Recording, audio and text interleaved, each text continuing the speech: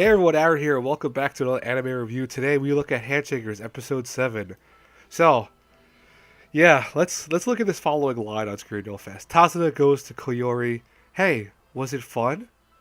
No, this episode wasn't fun. It wasn't. Episode 7 of Handshakers probably was one of the weakest episodes I think of this whole show so far. And actually, what to me it does, it actually brings up a whole, I think, can of other worms in terms of what I don't like about the show even more, and what issues I have with the show. Now, by the way, guys and girls, in case you haven't seen any of my other reviews this week, notice I still have a cold, so my voice is all fucked up. I do apologize for that greatly. I know it's a little hard to understand me at times. So if you need any more further understanding, put in the comments below. I didn't understand this part or whatever. I will gladly answer that.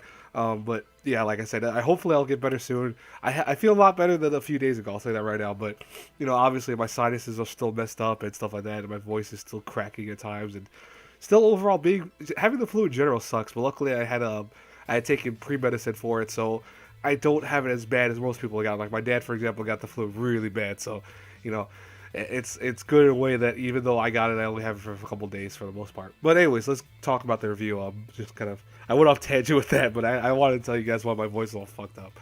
Anyways, I only really need one image to kind of explain this whole episode. I'm only going to use, well, besides the first image, so it's two images all together. But you get what I mean. I only need the last image to really talk about what happened to this episode.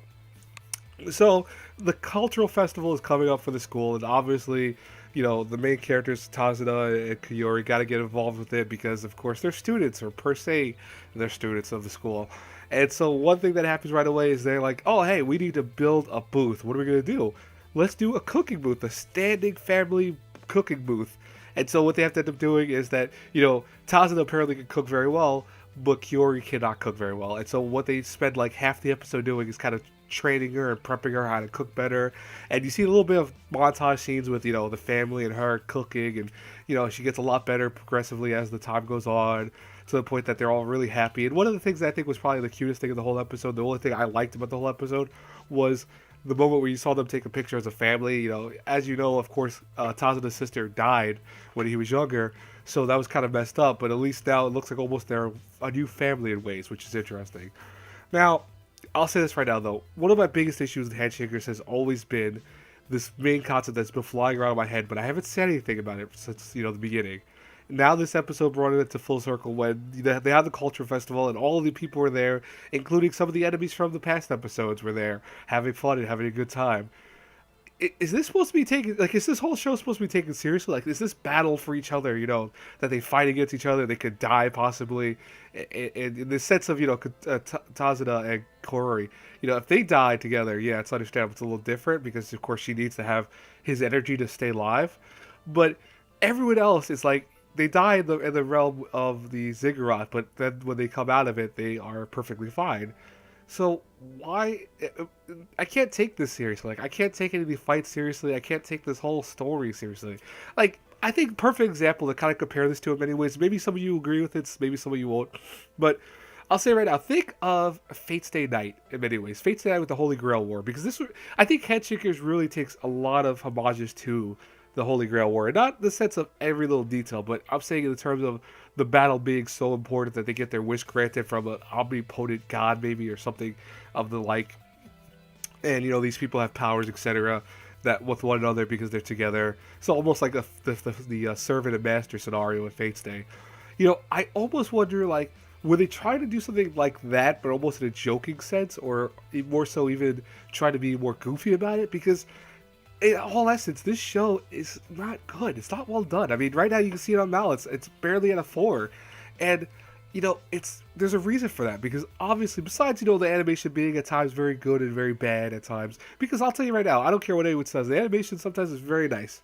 Handshakers has some beautiful moments to it, but more than not, it tends to look ugly because the weird animation style that they try to go for. And I know that they try to reinvent the wheel a little bit, and there's nothing inherently wrong with that, because that's always something you should do.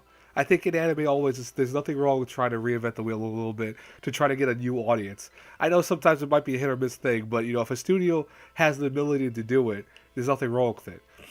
there's been some great anime that have taken some really good notes in terms of animation and stuff like that. Like, perfect example, Ufotable, going back to Fates tonight. And they did something very different with that animation-wise. It really reinforced how anime could really look beautiful if you put money into it in time and change up some stuff. But in a show like Handshakers, yeah, they took some chances. It didn't work out, unfortunately. But what annoys me about the show is that besides even that, I can almost forgive if the animation wasn't that great because, as you know, animation is not everything about an anime. The story is not good, and we're seeing it more and more. In episode 7, it just shows the point because it's like it doesn't know what the hell it wants to be. I don't know if this story wants to be serious. I don't think if this show even wants to be a good story in terms of like a fight or a competitive thing, because how is it that it's going to be a competitive nature when everyone's so serious about something that when they lose immediately, it's like, no, no worries, no big deal. We're best friends now. Cool.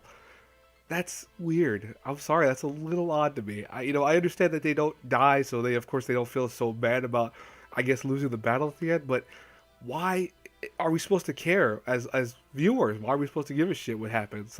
That's just my opinion. But I would love to know. What are you guys thinking? I know that one thing I love about my Handshakers reviews is, for the most part, all of you guys have been very vocal in the comments, telling me, your thoughts and opinions on the show. I know a few of you are defending it, and hey, I understand you defending it. If you like the show, hey, there's nothing wrong with that. I always want to tell people that. If you love a show, don't be afraid to say you love the show.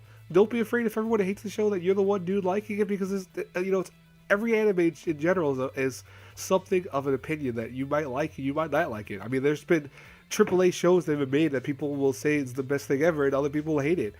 So if you love Handshakers, don't feel bad about that. I'm just saying, for me, honestly, this show sucks. To be honest and frank with you guys, it's really a garbage show, and there's a lot of issues with it. If you want to put in the comments, just be respectful. One of my other reviews, I didn't like when I saw a few comments. I saw people, degrading one another and saying mean things to one another. And I know it sounds really petty, like, oh, saying the mean things, like, oh, this is the internet, this is people. I don't care. On my reviews, if I see people saying cruel things to one another, I will delete those comments in a heartbeat without second thought. So be warned that if you say something to someone else that's derogatory, and if it's really beyond anything besides deleting, I will report you. So you can feel free, though. If you say something to me, be respectful. Go, hey, listen, this is my opinion on this show so far. Be respectful of one another. That's perfectly fine. Just make sure to, take it up a notch in the sense of making sure to respect one another. That's what I mean by taking it up a notch, because I think a lot of times people forget to respect one another because it's the internet. That's all fine and good that you want to say mean things to one another, but guess what? Don't do it on my channel. Do it somewhere else.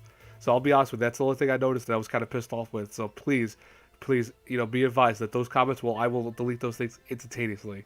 But other than that, I would love to hear your comments down below. Tell me what you're thinking. Do you love the show? Do you hate it?